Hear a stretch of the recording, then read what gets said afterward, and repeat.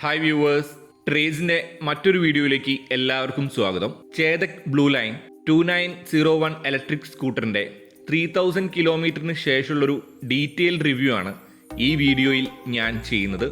ഇതിൽ ഞാൻ service, mileage, performance, അതേപോലെ ആഫ്റ്റർ സെയിലിന് ശേഷം കസ്റ്റമേഴ്സിനോടുള്ള പെരുമാറ്റം എന്നിവയെല്ലാം ഉൾക്കൊള്ളിച്ചിട്ടുള്ളത്.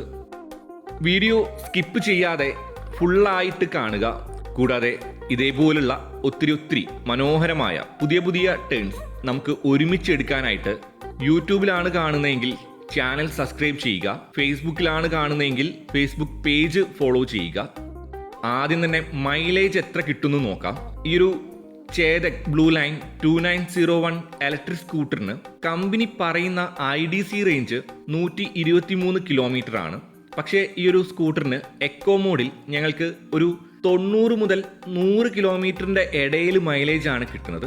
അതും പൂജ ഓടിക്കുമ്പോഴാണ് ഈ ഒരു മൈലേജ് കിട്ടുന്നത്. ഓടിച്ചോടിച്ച് കിട്ടിയൊരു മൈലേജ് ആണ്. കാരണം ഈ ഒരു 3300 കിലോമീറ്ററിൽ ഒരു 80% കിലോമീറ്ററും കവർ ചെയ്തത് പുള്ളിക്കാരി തന്നെയാണ്.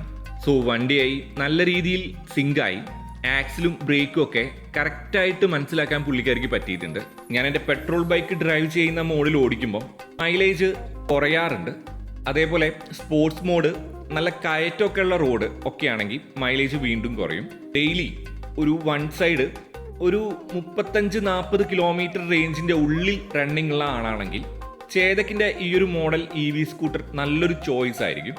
അതിൽ കൂടുതൽ ഡിസ്റ്റൻസ് ആകുമ്പോഴേക്കും നമ്മുടെ ലാപ്ടോപ്പിൻ്റെ ഒക്കെ ചാർജർ പോലെ 3-പിൻ സോക്കറ്റ് ചാർജർ ആയതുകൊണ്ട് ചാർജ് ചെയ്യാൻ വലിയ ബുദ്ധിമുട്ടൊന്നും ഉണ്ടാകില്ല. 0 to 80% 4.5 അവറും ഫുൾ ചാർജിന് 6 അവറും എടുക്കുമെന്നത് മനസ്സിലാക്കി പ്ലാൻ ചെയ്ത് നമുക്ക് ട്രാവൽ ചെയ്യാൻ കഴിയണം. ഇനി പെർഫോമൻസിൻ്റെ കാര്യത്തിലേക്ക് വന്നാൽ സ്പീഡ് എത്ര കൂടിയാലും ജർക്കിംഗ് ഇല്ല. മാത്രമല്ല അത്യാവശ്യം നല്ല വെയിറ്റ് ഉള്ള ബോഡി ആയതുകൊണ്ട് മാക്സിമം സ്പീഡിലും നമ്മൾ അറിയില്ല.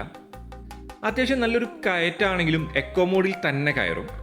ഇതുവരെ ഞങ്ങൾ പോയ വഴിയിൽ 2 പേരെ വെച്ച് ഏത് കയറ്റമാണെങ്കിലും എക്കോ മോഡിൽ തന്നെ വലിച്ചു കയറിയിട്ടുണ്ട്. വലിയാത്തൊരു ബുദ്ധിമുട്ടുണ്ടായിട്ടില്ല. അതേപോലെ ജസ്റ്റ് ഒന്ന് ആക്സിലേറ്റർ കൈവച്ചാൽ തന്നെ നല്ല പുള്ളിങ്ങോടെ വണ്ടി മുന്നോട്ട് പോകും. ഇനി സർവീസിൻ്റെ കാര്യം. ആദ്യം തന്നെ നെഗറ്റീവ് പറയാം. സർവീസ് സെൻറ്ററിൽ വണ്ടി കയറ്റിയപ്പോൾ ഒന്നും തന്നെ അവിടെ വാട്ടർ വാഷിന് ഒരു ഓപ്ഷൻ ഇല്ലായിരുന്നു. പെയ്ഡ് ആയതുകൊണ്ട് സർവീസ് സെൻറ്ററിൽ നിന്ന് ചെയ്യുന്നതും പുറത്തുനിന്ന് ചെയ്യുന്നതും സെയിം ആണെങ്കിലും 3 തവണ സർവീസ് സെൻറ്ററിൽ വിസിറ്റ് ചെയ്തപ്പോഴും വാട്ടർ വാഷിൻ്റെ ഓപ്ഷൻ ഉണ്ടായിരുന്നില്ല എന്നതാണ് ഞങ്ങളുടെ ഒരു നെഗറ്റീവ് എക്സ്പീരിയൻസ്. ഇത് ഒഴിച്ചു നിർത്തിയാൽ ബാക്കി ഇതുവരെ ഞങ്ങൾക്കുണ്ടായ എല്ലാ ഇഷ്യൂസും സർവീസ് സെൻറ്ററിൽ നിന്ന് തന്നെ നല്ല രീതിയിൽ പരിഹരിച്ച് തന്നിട്ടുണ്ട്. കോഴിക്കോട് പാവങ്ങാടുള്ള ചേതക്കിൻ്റെ തന്നെ സർവീസ് സെൻറ്ററിൽ നിന്നാണ് സർവീസ് ചെയ്യാറുള്ളത്. വൺസ് മൈലേജ് ഷോർട്ട് ഫീൽ ചെയ്തപ്പം വണ്ടി സർവീസിന് കയറ്റി. അതുകൂടാതെ ഹെഡ് ലാമ്പിനൊരു ഇഷ്യൂ വന്ന ടൈമും ഇതിൽ മൈലേജ് ഷോർട്ട് വന്ന ടൈം വണ്ടിയുടെ സോഫ്റ്റ്വെയർ അപ്ഡേറ്റ് ചെയ്ത് ഇഷ്യൂ സോൾവ് ചെയ്ത് സർവീസിന് കയറ്റിയ സെയിം ഡേ തന്നെ കിട്ടി. ഹെഡ് ലാമ്പിൻ്റെ ഇഷ്യൂ സെയിം ഡേ തന്നെ പറഞ്ഞിരുന്നെങ്കിലും പാർട്സ് വാറണ്ടിയിൽ വന്നത് 2 ഡേയ്സ് കഴിഞ്ഞാണ്. ഹെഡ് ലൈറ്റ് റീപ്ലേസ് ചെയ്ത് ആ ഒരു ഇഷ്യൂ 2 ഡേയ്സിൽ തന്നെ സോൾവ് ചെയ്തു തന്നു. എല്ലാവരും സാധാരണ ചേതക് ഇലക്ട്രിക് സ്കൂട്ടറിൻ്റെ സർവീസ് മോശമാണ് എന്നാണ് പറയാറ്. ഞങ്ങൾക്ക് സർവീസ് പക്കായാണ് ഇതുവരെ ഈ ഒരു വീഡിയോ ചെയ്യുന്ന ടൈം വരെയുള്ളത്. ഇനിയൊരു മോശം അനുഭവം ഉണ്ടായാൽ അതും ഷുവറായും വീഡിയോ ആയി തന്നെ ചെയ്യും. ഇനി ട്രേസിൻ്റെ കഴിഞ്ഞ വീഡിയോയിൽ നിങ്ങൾക്ക് ഈ ഒരു ലേഡീസ് ഫുഡ് റെസ്റ്റ് കാണാൻ കഴിഞ്ഞിട്ടുണ്ടാവില്ല. ഈ അടുത്താണ് ലേഡീസ് ഫുഡ് റെസ്റ്റ് ഫിറ്റ് ചെയ്തത്. ചേതക് ബ്ലൂ ലൈൻ 2901 എന്ന മോഡൽ ഇലക്ട്രിക് സ്കൂട്ടറിൻ്റെ കളർ ഏതായാലും ഈ ഒരു ബ്ലാക്ക് കളറാണ് ലേഡീസ് ഫുഡ് റെസ്റ്റ് വരുന്നത്. സെയിം കളർ ആയിരുന്നെങ്കിൽ ഒരു ഫീൽ ഗുഡ് കിട്ടിയേനെ. പക്ഷേ ബ്ലാക്ക് കുഴപ്പമില്ല. ആഫ്റ്റർ സെയിലിനെ കുറിച്ച് പറയുകയാണെങ്കിൽ ഇതുവരെ ഒരു ഇഷ്യൂ ഉണ്ടായിട്ടില്ല. ഒരുപക്ഷെ നാളെ ഒരു മോശം എക്സ്പീരിയൻസ് ഉണ്ടായാൽ അത് നമ്മൾ ഈ ഒരു ചാനൽ തന്നെ വീഡിയോ ചെയ്യും. ഇതുവരെ കുഴപ്പമില്ല. വീണ്ടും ഇതുവരെ കുഴപ്പമില്ല എന്ന് എടുത്തു പറയാൻ കാരണം ട്രേസ് ചെയ്ത ചേതക് ബ്ലൂ ലൈൻ 2901 ഇലക്ട്രിക് സ്കൂട്ടറിൻ്റെ മുന്നത്തെ വീഡിയോയുടെ കമൻറ്റിൽ ഒത്തിരി നെഗറ്റീവ് കമൻറ്റ്സ് കിട്ടിയിട്ടുണ്ടായിരുന്നു. അതുകൊണ്ടാണ്. ഇതിനൊരു ഓവറോൾ എക്സ്പീരിയൻസ് നോക്കിയാൽ ഞങ്ങൾ ഇതുവരെ ഹാപ്പിയാണ്. ഒരു ഇലക്ട്രിക് സ്കൂട്ടർ എടുക്കാൻ പോകുന്നവരാണ് നിങ്ങളെങ്കിൽ ഒന്ന് പ്ലാൻ ചെയ്ത് മാത്രം വണ്ടി എടുക്കുക.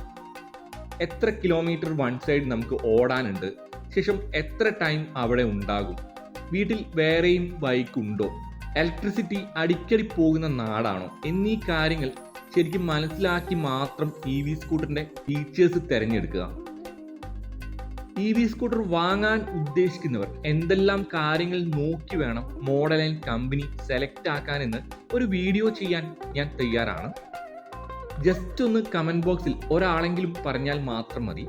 നമുക്ക് ഒരുമിച്ച് ഇതേപോലുള്ള ഒത്തിരി ടേൺസ് ഇനിയും എടുക്കാനായി യൂട്യൂബ് ചാനൽ സബ്സ്ക്രൈബ് ചെയ്യുക, ഫേസ്ബുക്ക് പേജ് ഫോളോ ചെയ്യുക. So take care, stay safe, love you, bye bye.